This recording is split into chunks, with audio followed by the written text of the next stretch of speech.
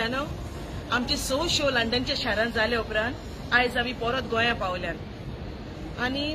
जो मोग आनी तेंको तुमी आमकां लंडनाक दिला सजमोता हे फुडें आमचे शो जातले तेन्ना सदांच तुमी आमकां तेंको दितली म्हणून आतां आमचो शो गेर्राक न्हय वर्राक मेलो जातलो जुलायचे 6 तारीख सांजेचे 7:30 वरांचेर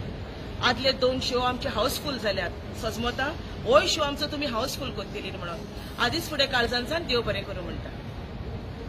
मोगाच्यानो गेराक न्हय वराक मेलो हो तियात्र जातलो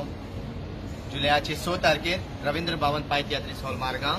सुरू जावन सांजेच्या 7:30 वरांचेर देखून मागता सगळ्यांनी येवचें हांव आमचो शो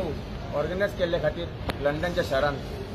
काळजांतान म्हज्या आनी आख्या ट्रुपाच्या नांवान देव बरें करूं म्हणटा बाब जो वालेतान ताणें आमकां इतलो बरो डिविटीमेंट थिंगा दिलो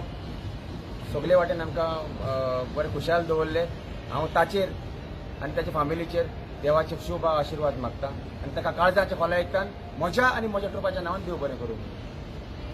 सगल्या लंडनाचे भाव भयणां काळजांसान देव बरें करूं म्हणटा कित्याक तुमी फ्रांसीस देव तुयेलो